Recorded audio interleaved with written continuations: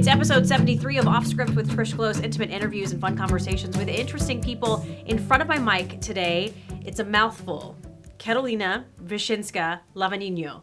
Did I get that right? You got it. You are the Director of Sales and Marketing for the Neuman Hotel Group. So not only do you have probably the longest name of all the people I've interviewed, but you also have maybe the longest title, your working title. First of all, thank you for inviting me and making me laugh right away. Oh, yay. Good. We're going to laugh a lot, I have a feeling. So Wyszynska is your maiden name. Yes. And we just talked about it. You couldn't marry, a Brown or a Smith. You had to marry a Lavagnino, which is Italian. Yes. Okay. My husband's family came from Genoa, Italy, Nice. 2 generations ago. Yep. Awesome. And Wyszynska is Polish. Yeah. Okay, so let's talk about that. Let's get right into it. Where are you from originally?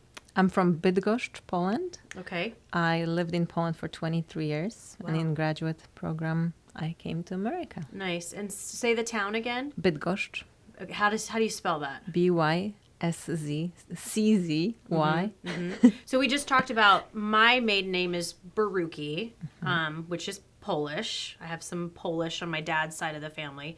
But you said when they came over, it was probably Borucki. Borucki. Okay. And in Poland, there's the male and female last names. Much like if you are a foreign language kind of person, lots of words they end with an A, it means, Female. Female. If it ends with an E in Spanish, it means male. The same with Poland. Yeah, so myself and my mom, our last name is Wyszynska. My dad, my brother is Wyszynski. So that's the differentiation between female and male. So even in the same household, you have different last names. It's the same. It's just to right away, if you don't see the person, you know that you're talking about a female or male. Gotcha. It obviously makes sense in this language because it's like a no-brainer. That's how it is. Many times I have to say I have a hard time if someone is emailing me and it's signature Chris Smith. I don't know if it's female or male. True. So That's true. That really helps. Yeah. Well, especially with all of the names, they're very gender neutral right now. And so, yeah, you have to be careful with that before you start calling people he, she. So in Poland, you lived there for 23 years. Tell me about this town you grew up in. What's it like? Industrial city, 500,000 people. I lived there during communism and then during transition. So definitely different than beautiful Southern Oregon. Yeah. Lots of history. It was my life. It was my upbringing, so I didn't seem to miss anything. I had a great group of friends, wonderful family, and adventures, just like anyone growing up in other countries. But it was an interesting journey. Now that I look at it from the perspective of years living in the States. A bustling city? I mean, you said industrial, so what kind of industry? Really from electronics to is it just nothing interesting. It's not a beautiful historic city. It's just different industries. I could go on and on with a list of different companies that are there. Gotcha. Did you grow up with siblings? Yeah. How many? One younger brother. A younger Pain brother. in the Oh, yeah. I think they have to be. How many years apart are you guys? 5.5. 5.5 years. Did you like him when he was little? Teeny tiny? Yeah. Yes. And then no. So you didn't get along?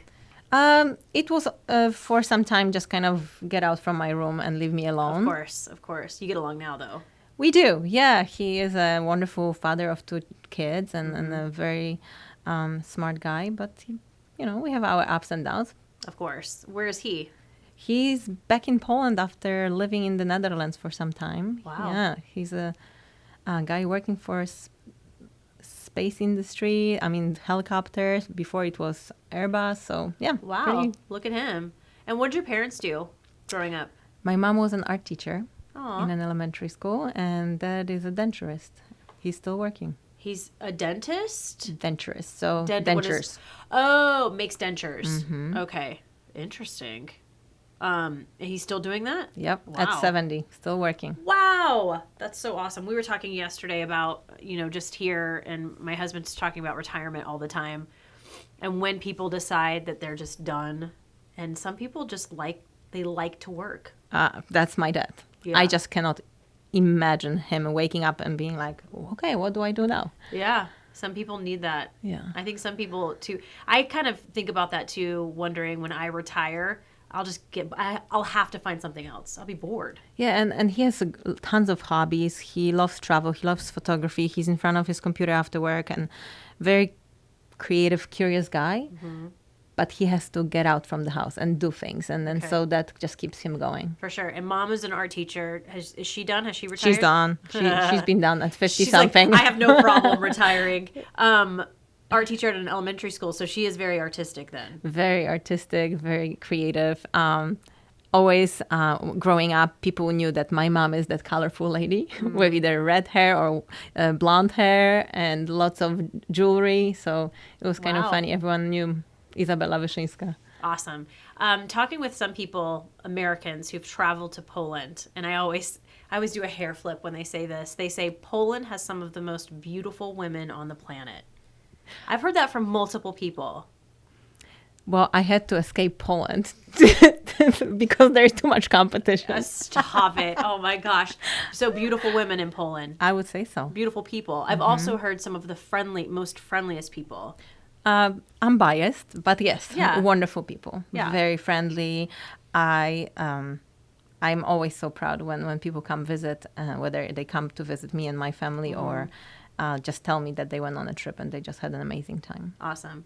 My grandma Baruki used to make, it's a very much an American version of it, but she used to make me goulash. Because when I moved away from South Carolina at a young age, I'd go back and she'd always have a pot of goulash on the stove for me. Such a comfort food, yeah. So comforting. And I'm fascinated by Polish food specifically. Was there anything in your house that was very traditional that you guys ate all the time, or is there something that you even crave now as an adult?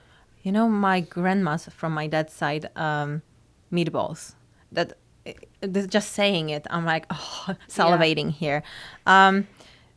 Polish cuisine is heavy. And so when I came to the West Coast, I discovered much lighter, much healthier cuisine. So yes, I do make the comfort food at home, like the cabbage rolls and sometimes pierogi. Even last night I made crepes just with a little bit of a healthier twist. The things that I am familiar with, but it's not my usual. Right. So yes, I go home and that slice of regular Polish bread and the sausages. That's what I miss from time to time. But whenever I visit, I OD on that. So. Yeah, I bet. Was your mom the cook in the family? Yeah. Okay. My dad is never in the kitchen. Not allowed in the kitchen or just not in the kitchen? Just both. And was she a good cook? Yeah. Okay. Yeah. And so your grandma, was she Oma for you? No, babcia. Okay. Mine was Oma. That's German. Yeah, it's like they're half German, half Polish. Yeah, so it was Oma and Opa. Yeah. I don't remember he may have died when I was little, but Oma I remember. I remember her for sure. You know, Poland had so much going on in the history. There was overlap with Russia, with Germans. Yeah. So all those families, especially those who had to escape, for sure, most likely they were closer to the border, and the mix of different cultures, different languages was all over there. So, is there a popular beverage in Poland, like alcoholic beverage? Vodka. Vodka, I was going to ask, yeah.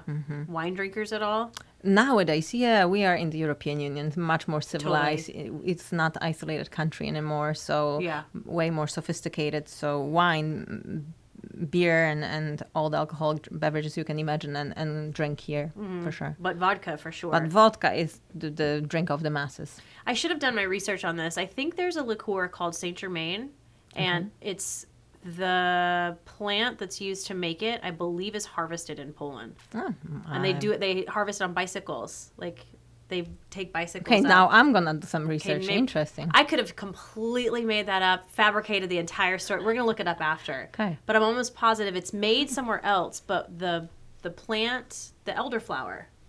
It's the elderflower. It's an elderflower liqueur. Okay. Yes, no, I've never heard that story. Anyone who's listening right now who knows maybe this story are probably like, she's crazy. It has nothing to do with Poland. You're just saying that because Karolina is in front of you. We'll look it up after the podcast. Maybe make a note. So you said you traveled to the States when you were 23. It was a grad program. Well, I was in the grad program in Poland at the Nicholas Copernicus University, and I got a scholarship for an undergrad program 1 year here, just an immersion. Okay. So I did 1 year. I fell in love with Ashland. How fortunate, you know, I had no idea about Oregon. So wait, your first time in the States, you go to Ashland, Oregon. No, first time in the States was in California a year before. I spent Okay. 2 months with my aunt in California, Gotcha. but I really never heard of Oregon. You know, there are certain I don't states you think just... I think most people have never heard of Oregon. They're like, where is Oregon? Well, I'm on a mission to change that. Nice. You are. But yeah, I came to the States with the plan to be here for 10 months. And 10 months later, I left. I finished my grad program there. And I made sure that I come back and continue school here. What were you studying in Poland? Cognitive linguistics of English. Oh, look at you. So you wanted to teach English? What do you want to do with that? That's a good question. That's why I'm not doing it. I just really enjoy linguistics, but I had no idea what I would do with it. Okay. Did you grow up learning English? Yeah, my dad is into languages. He speaks English. He was pushing that definitely learn English. And during communism, it's something that people really did not dive into. We were forced to learn Russian in elementary school. I had German in high school, and then a little bit of English. In college, finally, when I went into the English program, I had also French. But English was always, I had some private lessons just to make sure that I'm learning the language. Do you speak Russian? I had 5 years of Russian in elementary school, and I can understand a lot. Yeah. And I just don't use it. Yeah. It's been 30 plus years. Don't ask me how old I am. Nope, not gonna. And then obviously you're fluent in Polish. Yep. Okay. I hope so. You better be. Yes, I am. I'm fascinated and jealous of people who can speak multiple languages. I've said this before in this podcast. I minored in Spanish.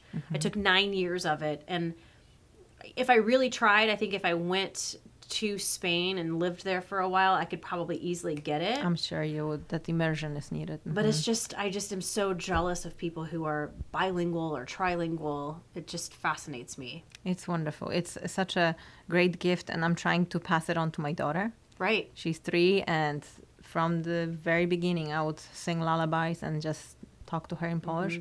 But it's hard. As soon as she went to daycare, of course, she's immersed in English. Yeah. I speak with my husband in English, and so it's a challenging process, but I'm still trying. Well, now's the time for her to learn. I mean, they are like little sponges. For sure. And then she surprises me sometimes singing something in Polish. And when we went home, I could see her speaking just basic words even to her cousins. So it's happening. That's awesome. What's her name? Mia. Mia. Oh, I love it. Thank you. Mia was the name of one of my favorite doggies on the planet. Aww. So Mia, the name Mia will close, always hold a special place in my heart. Although we did get the name Mia from the movie Pulp Fiction. I don't know if you've seen it. Okay, so that may change a few things, but still, Mia is a great name.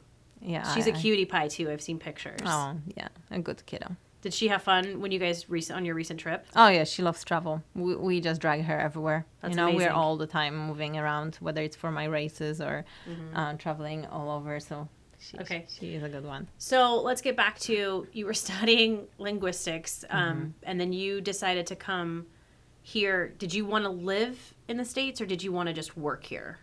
What was the motivation at the time? You know, when you are done with college, no matter what country you're in, you're kind of on the crossroads. You just really don't know. Sure. Definitely it wasn't my drive like, oh, I'm going to get a job there. No, I wanted to continue. That's why I came back to Southern Oregon University to learn more, to get some knowledge with business. And I studied English and business here just to expand my knowledge. Sure. And it happened to be that after submitting some resumes in Seattle and Portland, I was not successful. There was an opening at the front desk at Ashland Springs Hotel. And I'm like, okay, for summer. Stop it, really? Yeah, for summer, I'm going to work at the front desk at Ashland Springs. Oh my God, there's your future right there. That's crazy to me. I didn't realize you started at Ashland Springs Hotel. So you studied at SOU, but you said you had to go back? Yeah. Okay. Yes, I went back to write my graduate program dissertation. So I was gone for 10, 11 months and then went back to the program at SOU. To Ashland. So did you miss it when you went back to Poland? Did you miss... You know, I was so busy preparing my paper that it was just wake up, have some coffee, go to college, sit in the library all day, come back. it was pretty crazy because Yeah. I left in September. 9/11 happened 10 days after I left. No way. And in January, I was defending my thesis. So I had a couple of months only to really work hard. So it was like, yeah, I'm going back. That was the plan. And I just... Okay. So when did you come back then? It was 2002. Okay. And I went back to SOU and studied for, I want to say, 2-3 more years. Then I was really sluggish finishing my graduate program paper. Why? I don't know. I was already working, and it's so hard to finish things when you're immersed in your adult life. Finally finished, graduated with master's in management from SOU. Okay. And kept going at Ashland Springs. And I've been with Ashland Springs in September 17 years. Wow. 17 years. It's unbelievable. That's we're kind of on the same, not same path work-wise, but same path as far as our lives go. I moved here in 2002. So I've been with KTVL for 17, like almost 17 and a half years. So the same thing. And It's just unbelievable, moved up. right? It is. And you think, obviously when I got the job here, I thought I'm not going to be here for just 2 years. I'll, move up to Portland after that or some other big city and continue on. And, life happens and you just end up doing different things. And honestly, I feel, because I had the same thoughts. Yeah. 1-2 years. Yeah. Even when I put my resume for the front desk, just summer job, and then I'm moving to a big city. But then you discover how much you can achieve in a smaller market and how much 1,000%. You're unnoticed in a big city, and here you have a push. You can make a difference. So you can. Oh my gosh, that's so funny. That gave me goosebumps. There were people, my mom, for instance, said, why do you need to go to a bigger market to prove that you can do it? You know you can do it. You would be willing to do it. What a beautiful advice. Yeah. So, if you need to go do that for yourself, go. But don't go because you need to prove that you could actually do the job, because you can do the job. There was an editor who worked here at the same time I'm mulling over all these life decisions. And he worked in LA, in the LA TV market. And he said to me, I wouldn't go if I were you. I wouldn't move out of this area. You can make more of an impact in Southern Oregon working here, and you can make more of a difference and actually do stories that change people's lives. 100%. And I just said, both of those pieces of advice came at me at the same time, and I just said, I'm staying. Okay. I'm going to try. I will do my best, right? I'm going to stay here. How long did you work at the front desk? 8 months. Did you find that you got to a point where you're like, I don't want to do this anymore, but this job over here, I want to do that? Oh, yeah. I went to the GM of the hotel way before those 8 months, probably 5-6 months into, and said, whenever something opens up in sales, catering, I would love to be there. I would love to have a bigger impact and learn. Yeah. What did you want to do? Did you know? I wanted to learn. I didn't know anything about sales and catering and marketing. Nothing. So everything that I've learned really was on the job. I remember seeing your name on press releases, for the chocolate festival and stuff like that. Or I'd call you and, because you worked with the media quite a bit. Yeah. Did you find with marketing, as you learned more, it became your niche? It became something that you were just like, this is what I was born to do? Yeah. I'm not sure if anyone wants to hear me say, yeah, this is what I was born to do. No, I would like to stay a little bit more humble. But as I'm continuing to be surrounded by pretty amazing people, I'm learning on a daily basis. And so I'm discovering that, okay, I got it. Like, I'm understanding more the bigger picture and how impactful our company is on the region and how together with partners we can do more. And so with the media influence, every day that there is something that I'm learning that helps me be better at my job. So important. Yeah. You have to keep learning and growing. Otherwise you get complacent and bored. That's the thing. The boredom would just kill me. I am so thankful that I have the position that I have and that the company decided to grow. Oh, for sure. You work, I guess, with Gina Duquesne. Yes. How much do we love Gina? Oh, Gina is just like my sister from another mister? Yeah. She was on this podcast. Oh. She actually planned my wedding for me. No way. Of course she did. Of course. She has done some platinum weddings in California. This woman has a history. She has gone to Woodstock.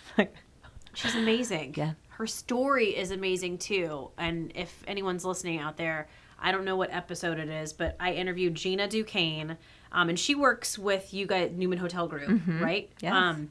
I'm trying to look it up. This is my Bible of podcasts. But anyway, it doesn't matter. Look up Gina Duquesne, listen to that podcast, because her story, how she started, is truly amazing.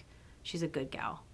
Just beyond amazing. We're very on lucky so many to have levels. her. Yes. Yeah. So let's talk about Neuman Hotel Group. Ashland Springs Hotel is part of Neuman Hotel Group. Okay. So the Neuman Hotel Group has been For growing. hotels, yeah.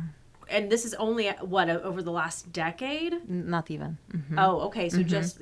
We added Lithia Springs in 2012, the same year or a year before Ashland Hill. So yeah, it's just, 7, 8 years maybe. And it's not just adding hotels. I mean, they're going in and completely renovating, changing the look, changing the brand, everything. Did you play a role in the brand and as far as marketing goes? There's always advice that Doug and Becky Neuman with the executive team look for. So I am part of it, of course. But really, it's Becky Neuman, her vision. Yeah. It's unbelievable. And she basically feels the space and she's like, I'm going to go this route. So for Ashland Hill, she went with this retro 70s feel. With Lithia Springs, it's that oasis. And you feel like you're a little bit in the Palm Springs, but at the same time, it's the seclusion oasis. And so every single property is so different. And it's fun. It's so easy to promote and sell product that you believe in. Yeah. Not just Southern Oregon, but also the hotels that people get to stay at. The hotels within Neuman Hotel Group are what? List those. So Ashland Springs Hotel, the Grand Dame, the hotel that is going to celebrate 95 years next year. Is it considered historic? Yes, it's on the list of historic places. It's a stunning facility. It's kind of mind-blowing if you think about it, that in a small town of Ashland, someone decided to invest money and build this property in 1925. In 1925. Yeah. So... Because it was considered probably maybe a high-rise. It was the tallest building between San Francisco and Portland until the 1960s. Oh, my gosh. That's crazy. Yeah, the plans were to build 6-story building, but then the investors found out, like they asked the question, what would make it the tallest building? And they found out if you go with 9, you're gonna get it. So they said, let's go. Go big or go home. That's awesome. Yeah, so Ashland Springs is the first hotel. Then the mentioned beautiful Mineral Springs, Lithia Springs Resort. Yep. Then Inn at the Commons, downtown Medford. Yep. And then Ashland Hills Hotel and Suites with the big convention center. And we also own Noonan Estate in Jacksonville. Yes. And that's the plans exciting. are to build around that property, and it's going back and forth, but it's going to happen. And it's going to be perfect property for Jacksonville, Brit, wine country, for anyone here to escape. And that's Noonan Estate is that big old house as you're leaving Jacksonville, sort of on the back end. And there's a restaurant on site. So we are just renting space. It's not ours. And Not yet? We don't know if we want to have a restaurant in Jacksonville. Okay. It's tricky, in this industry with restaurants with seasonality. We have Lark's restaurant downtown Ashland. We have Lark's in Medford, and we have Luna at Ashland Hills. Right. And they are doing great, but do we want to add one more? Sure. We'll see. Never say never. But you are taking over sort of the hotel side of Noonan Estate. Yes, so the historic building is staying. There is the carriage house behind. There will be suites. Yep. And then the architectural plans are to add 30-something units, suites and studios that will be on perimeter of the property. It will be beautiful. It will be such a fun destination. And that home on the property has so much history. Yeah. So much history. Some say it's haunted. Let it be. I mean, that's a draw for a lot of people. I mean, I personally, I don't know if I would stay there. Maybe if I had my husband next to me the entire time, but no. It's just a beautiful property, and there's just such an amazing story behind it. And if we can resurrect and add to it, Yeah. elevate it, Yeah. and share it with people, perfect. And I love the fact that Neuman Hotel Group comes in and not only takes these hotels, but really, as you said, completely refurbishes them and puts it on a completely different level. What I am proud about with our company is that if you think about it, Ashland Hills, former Windmill Inn, Yeah, was kind of dead. it was. For over 5 years. Right. There was nothing. Empty building, and just one wing was used as... They did sell rooms there, but it was kind of strange. Inn the Commons Red Lion was for sale for 3 or 4 years in downtown Medford. Right. Lithia Springs was a property that was... I stayed there before we took over, and it was this Italian vineyard kind of mom and pop, the burgundy and dark green colors, just strange, yeah. And so reimagining and giving to people something that is so unique and special. They're all fresher. They all have just this very fresh, alive feeling about them. And they wouldn't be as amazing if it wasn't for the team also. Really, tons of time is spent to find the right people and to just glue them together so they know what they are doing, taking care of guests. You and I sit on the marketing team for Oregon Wine Experience, and you have this passion/vision to really put Southern Oregon, not just Ashland, but Southern Oregon on the map. You want to make this a destination for people. I'm shocked that it's still not such a discovered destination, Me too. honestly. Me too. Because I travel a lot, and it's such a wonderful always time when I come back and I see where we live. No. 4 seasons, wine within 20 minutes, 5 minutes ready from Ashland. I know. Walkable downtowns, so many great artisans, festivals. We have it all. We and do. not traffic and not being stuck for an hour after work to get home. So much. And so people come here on vacation. We get to live here. But I feel that there is potential for people who are into the outdoors and active adventure to discover this place, because it's gonna have an economic impact on all of us. And so, yes, I absolutely am passionate about educating people about Southern Oregon. And I want people to come here and spend their money and then go home. Absolutely. I don't want them to move here. I just want them to visit for 3-5 days. Awesome. What's the plan in getting people here? What do you think it'll take to increase tourism here? There's a big push for that right now. Yeah. Travel Medford, travel Oregon, travel Southern Oregon, travel Ashland. Yes. Yeah, I mean, there's a big push to get people to come here and spend their money. For tons of years, especially Ashland was considered a grandpa destination for theater. Yes. And so we have come to a spot in the history when we have to rethink it, and we cannot put eggs in one basket and be like, okay, it's just a theater and older people, because these people are going to die out. And theater is not going to be the only attraction here.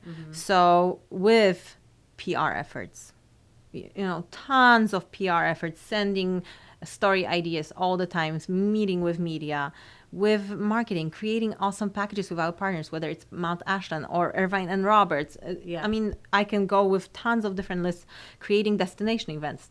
The creation of Oregon Chocolate Festival was one of the reasons. March was dead. How do you get people here in March? February is Valentine's. April is already nicer weather. Summer was no problem. Nowadays it's with a little bit of smoke and fires. But March was like, okay, let's create a festival that will bring people. So non-stop coming up with ways to get people here. Well, and the chocolate festival, was that your idea? Was it really? Was that in an effort to get people here during a slow time? That was I had no idea about culinary tourism, honestly. Okay. I just kind of thought, okay, what can we do to get people to Ashland Springs Hotel? Because at the time we had just one hotel during March. And we started with 400-something people attending, 14 vendors. Lily Bell was there selling some Easter bunnies and gems, And year over year, we just grew bigger, added some specialty events like Chocolate Maker's Dinner. Yeah. We had to move it to Ashland Hills because Ashland Springs was too small. Now we sell out Ashland Hills. Festival has thousands of people attending, judges from all over. We had to, awesome. in the beginning it was chocolatiers only from Oregon. Now it's entire West Coast. So it's just fun to see that things can grow. Yeah. And that has not, do you see it growing more? Yeah, of course we will have to cap at some point because our grand ballroom will not be able to have more people, but we can expand it with events on the shoulder Thursday, Friday, and Sunday. Yeah. This may be a stupid question, but why chocolate? Like I said, I preface it may be a stupid question. Whatever age you are. Although when I started this, I didn't like chocolate. Seriously. People know it about me. When I got pregnant, I started enjoying chocolate. I did not like chocolate. Really? Now, just give me as much as you can of dark chocolate. Well, we have some good chocolate here locally. Yeah, we're extremely fortunate. We have Jagoba and Lilybell Farms and Branson's just right here in the valley. And then when you look at Oregon, it's mind-blowing how many amazing chocolatiers there are. That's why I always tell people when I'm trying to sell the state, I'm just like, we could, if Oregon broke off from the rest of the country, if we were just floating out there in the Pacific somewhere, we would be just fine. Yeah, we're Mecca when it comes to producing things, from fruits to vegetables to everything. It's clear we can grow anything here. Yeah. Right? Thank you. The water's fantastic. We have all of these artisan producers, from beer to chocolate to, wine. Yeah. You just go to farmers market. It's unreal. It's like our Rock Valley farmers market just got on the list of 10 top farmers markets in the country. USA Today. Unreal. Right? Yeah. I know. And that's why I'm just like, shh, don't say anything. Don't tell too many people. Don't tell too many people. Or just come visit, like we said, spend your money and then go back home. So Chocolate Festival, obviously successful. That comes up in March. And that is at the Ashland Hills Hotel now. Yes. Because it's so big. The Ashland Culinary Festival is coming up in November. KTVL typically has played a big role in that. We do West Coast flavors for them, and I've had the hard job of judging the mixology competition in years past. I know. It's a fun, boozy, judgy night. And that's a big one, too. That one keeps growing every year. I'm so excited because November is another month when you're just struggling to... You're done with the Oregon Shakespeare Festival season at the end of October, and it's like, oh. And Travel Ashland has done such a fantastic job with building this destination festival. Kelsey, Catherine, just amazing, really. Kelsey, I just don't know where she gets all that energy from sometimes. And the food is amazing. Yeah, and the chefs. I know. It's that are here. Yeah, they are local. Yeah. Right now, the former winners, one is at Luna, our executive chef, David Georgeson. Nice. Billy Boucher is at Lark's Medford. That's right. Former winner. And Frank Consoli, third winner, is at Lark's Ashland. Okay, hair flip, Neuman Hotel Group. That's pretty impressive. Billy actually was the chef. I did a ultimate vintner dinner with an Oregon Wine Experience the week of, and he was our chef. He is amazing. So talented. Very talented. And so humble. It's amazing. It worries me, though. I don't want them to go anywhere. They're not going. No. They're not? No, we're going to chain them to radiators. Don't worry. Good. You're not. If you're listening, you're not allowed to go anywhere. You have to stay right here.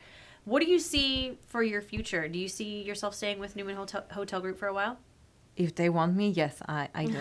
I do. I think they want you. I really, really appreciate all the opportunities that they have given me over the years. Because really, you go and work for a hotel, there's so many people that can replace you easily, and there's so much competition. You can, and for many companies, they just hop you from one place to another, just like Marriott's and Hilton's, and you don't feel that you have impact on the hotel team, on the community, on the region.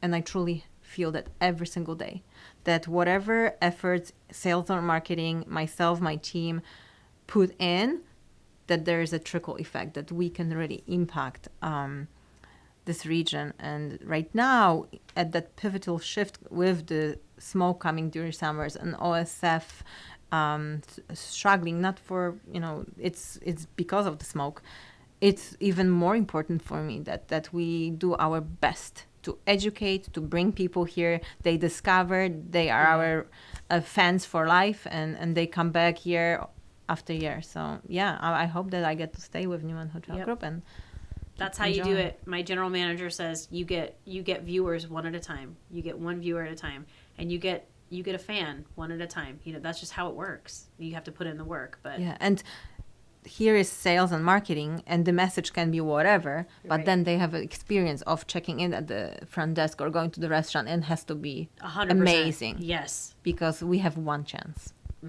It comes down to something as stupid as the drink you order in Luna Cafe, which I ordered a Boulevardier one night, and it came with a big old ice cube. It was perfect. One of the best Boulevardiers I've ever Yay, had. I love it. And that made an impact on me. Great. I looked at my husband and I said, they have good drinks. We need to come back and grab dinner. We got to do it. Fabulous. So whoever was the bartender working that night, pat on your back. Nice job. That's great. Let's talk about your hubs. When did you meet him? I met Doug 10 years ago. Born in Ashland. Can you believe that? He was born in Ashland. Yeah. His family's from Italy, though. His dad's side is from Italy, and his grandma was Russian. 100% Russian. Wow. And he was born in Ashland? He was born in Ashland. How did you guys meet? He was still a student at SOU and doing some part-time banquets work. And we met at Ashland Springs. You see Scandalous. everything about Ashland Springs. Scandalous. You met at Scandalous, Ashland Springs? He was a student, but he was doing banquet work. Yeah, just Okay. evening shifts, and I didn't pay much attention. Of course not. Because we never pay attention. They pay attention. Amen. We don't. So he asked you out, obviously? Okay. Yeah, we went to a concert. It was some concert here in town, and The rest is history. Yeah. You guys have been together how long? I want to 10 say years? 10 years, yes, Okay. because, yep, it is. Okay. 2009. And then your kiddo, she's just what? Like, Three. She's a baby. She's a baby. She's just a baby. Awesome. Yeah, we waited a long time. And you guys, you said traveling. And specific, I wrote down races. What does that mean? Are you a runner? Yes. You see, Ashland is that magical place where you discover yourself. To me, it's truly that Southern Oregon, if it wasn't for being here, I would never start running. Really?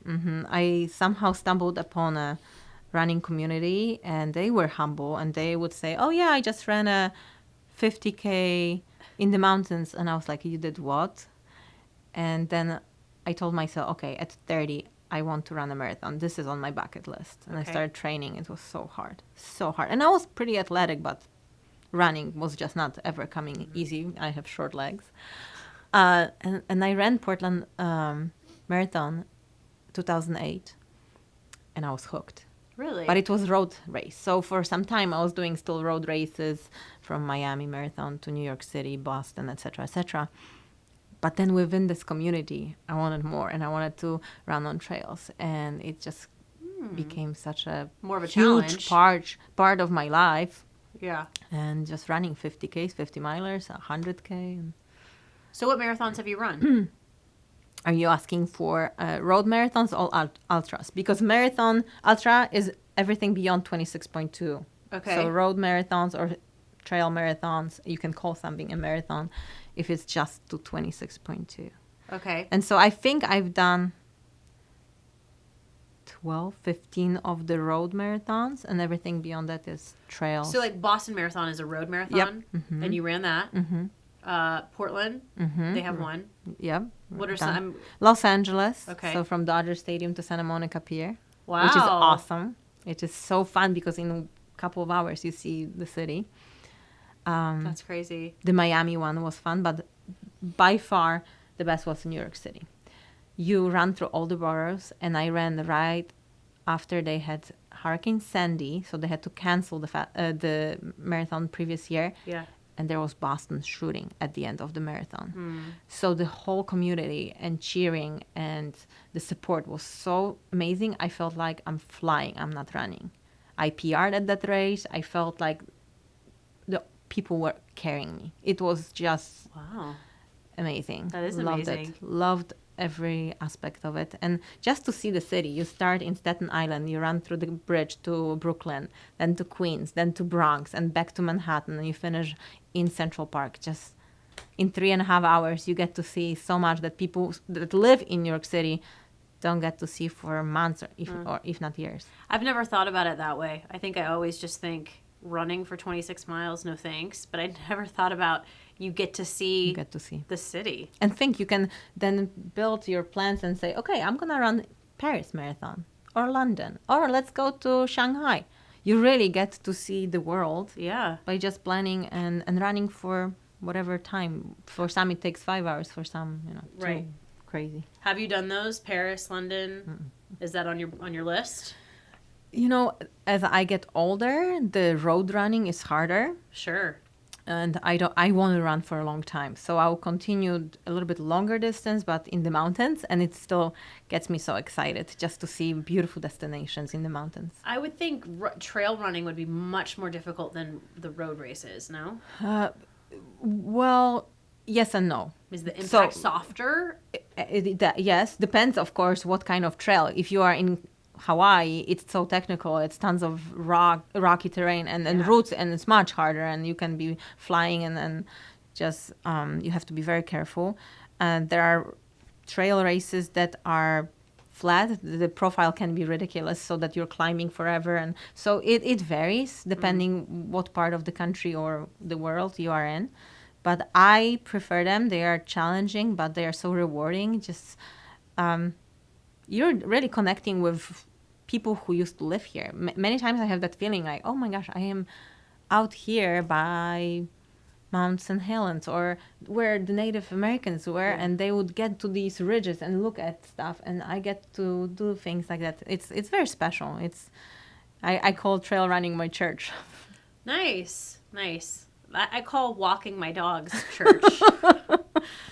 But it's probably the same. I've got my earbuds in and I'm listening to music, and that's where I really release all the junk. And I'm walking my 2 happy dogs, and it's literally the highlight of every day that I get to do that. I feel that if we can find that balance, we can be highly productive, that the go every day. But if you don't have that outlet, it's really tough, and burnout is right there. So I get it, because even if I go for half an hour, I never think of, it's challenging, I'm gonna run up that hill. Right. It's like how I'm gonna feel afterwards. And also best ideas come to me.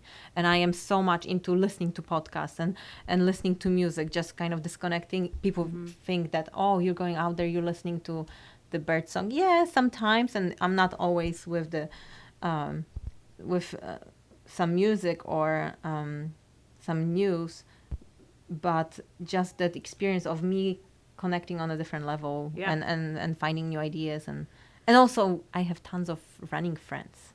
Nice. So it solidifies such a beautiful friendship when you're going for 2 hours and you hear about everything that I was just going to ask, them. Are you one of those obnoxious runners where you guys can talk the entire time while you run? How do you do that? I can't even do that walking up a hill. I'm just like, I'm going to die. Yeah. You just developed that. Yeah, we talk a lot. We talk a lot. Mm-hmm. And that probably makes it go by super fast. Absolutely. When you're gabbing. When I have some rough patch during the race, I latch on the runner and we start talking. Really? Oh, yeah. It's like, okay, I have to now get to know this person, what's going on, how they're doing. That's impressive to me. I mean, anyone who, especially the singers and dancers. I used to be a dancer, and so you're so winded, and I don't know how they can do a dance routine and then start singing after. Yeah. Just wasn't made for that, I guess. I mean, I'm sure, we're not J-Lo's. Not J-Lo. I may have earrings like J-Lo, but I am not J-Lo for sure. Well, that's awesome. Do you have any races planned coming up? Tomorrow. No way, really? Mm-hmm. Yeah, I'm driving to Northern California by Lake Siskiyou, and I will be running at 30K. Awesome. I was going to ask you, there's a famous race in San Francisco. Is it the Beta Breakers? Have you heard of that one? I've heard about it, but it's a crazy one. And it's like 12 miles and lots of naked people. Lots of naked people. They're all dressed up. They're usually drinking. It's not your kind of race, but... Well, maybe one day. It just came to me. I think it's called Beta Breakers, but yeah, there's been a lot of stories on that one. It's pretty funny. San Francisco. I love it. Yeah, for sure. Maybe someday you'll have to put it on your list. You could probably just crush everybody in that race. I don't think that's the purpose. Not the purpose. No, you have to be as obnoxious as possible in that race, I think. One question I was going to ask you, there is a a very teeny tiny Polish community here, right? I mean, there's a few people. I know of two, besides you, I know of two Polish people. Agnieszka from Pascal. Pascal, yeah, good friend of mine. And then I don't remember her first name, but she owns Ulex. Bogusia. Bogusia, yes, thank you. We actually did a West Coast Flavors with her. Absolutely love her. Yeah. But there's a tiny little community Tiny. I was really surprised. I was pregnant and going to my doctor's, and coming out of her office, I hear a mama speaking to the kiddo in Polish. I'm like, who are you? So I discovered another Polish mama that was pregnant at the same time as me. way. And then we met at Montessori, Mia and her son Kuba. So it's just amazing that, they are hiding, but there are some Polish families here, but tiny. When you go to Portland, Chicago, more. It's like we're talking millions. Right. It's unbelievable. Right. But I think it's like Insta-friend. When I meet someone on the West Coast who's from South Carolina, I'm just like, oh, we're friends. Because that's your home. That's your hometown, your home place. And so, there's so much that you can talk about. And it turns out you might even have friends in common. Yeah. That's amazing. I've known Agnieszka for a very long time. And she calls me her Polish cousin. Maybe not. We don't know. I am so happy that she came back, because she went away for some time to Portland. She did. And it's serving we her. needed her here.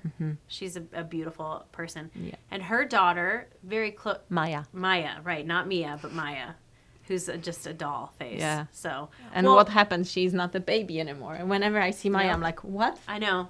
She's always been like this big to me. And now she's like a teenager. Yeah. Almost.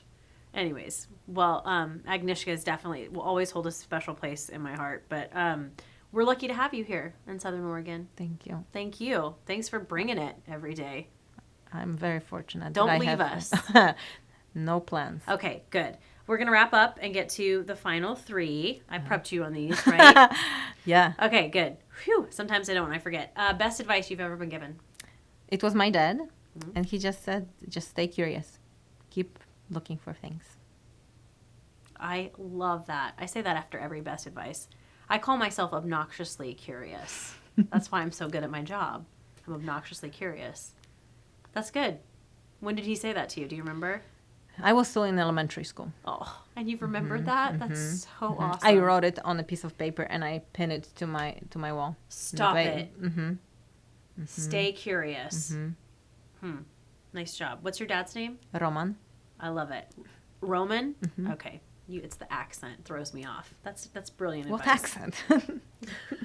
You have to have one. If you ever left this place, Southern Oregon, what would bring you back here? What would you miss the most? I thought about it because there's so many pieces, but honestly, the running community. Many of my friends left. One lives in Boulder, other in Southern California, and they miss that tight group of 20-something running girlfriends. We meet for meals together, we travel together, we go to concerts, and we run. And I would miss it very much. These are beautiful souls that have enriched my life. It's your tribe. Yeah, it really is. I call it like it's your backup. It's your corner. Most of us have children, similar age, between like 1 and 7. And it's just, we've grown together and gone through good and bad and ugly. So yeah, you need that. I think everybody needs a corner, a tribe in their life, whether it's two that people village. or, even though we're in a bigger region, that it's my village. Exactly. It takes a village. Yeah, for sure. If you were given a final meal and a final drink, what would that look like? Okay, that's 15 minutes to update. This is our. 15 minutes. It happens sometimes. We still have newscasts to put on here. Yeah. We have to remind the anchors it's time to go down on the set. 15 minutes until update or newscast or something. So I would have pork tacos, my husband's pork tacos. Pork tacos. I told him so many times, open a food truck. It's amazing. They are just divine. What's amazing about, is it shredded pork? Oh, he uses crock pot to make that pork, and it's 10 hours in that crock pot, and it just falls apart, and then just fresh ingredients on top, and it's just so good. I can have it corn every day. tortillas? No, flour tortillas. Flour tortillas. Okay, so soft. Red cabbage, onion, avocado, cilantro, a little bit of charred corn. Oh yeah, girl. Oh man, that sounds amazing. And he puts it in the crock pot with some other stuff. Yeah. Okay, so good seasonings. Yeah, I will not reveal the recipe because maybe he will Wow. open a food truck one day, right? Classified. No, yeah, get on that. Yeah. What's your hubby's name? Doug. Doug. Do it. I know. He could have a street taco food truck. Just pop up 3 months a everywhere. year. Easy peasy, Doug. People Do will it. be lining up. Lining up for those pork tacos. And your beverage of choice? Red wine. Red wine. Mm-hmm. Give me some good glass of Tempranillo and I'm happy after work. Same here. I love that. Yeah. You've been fun. Thank you. When you said let's talk, I'm like, okay, if you find something interesting. I think you're fascinating. Oh, thank you. And I'm just glad you're here. I know your passion for this place, and I think everybody should feel a little lucky we have you out there fighting for tourism for Southern Oregon. Thank you. There's many people doing it here. There are. It's pretty awesome. It is nice. We're on a big team. A big mission too to put this place on the map. I like it. Yeah. If you're listening to this podcast on iTunes and you like it, please subscribe, rate, and review. It helps other people find us. We're also on Google Play and Stitcher. Check out the video portion at ktbl.com. Just go to features and then off script. One more time. Let me see if I can do it. Karolina Wyszynska Lavagnino. Ooh, perfect. I'm awesome at that. No, I'm just kidding. Not awesome. Thank you for being here again. Thank you so much for inviting me. It was a lot of fun. Let's keep in touch. Thanks.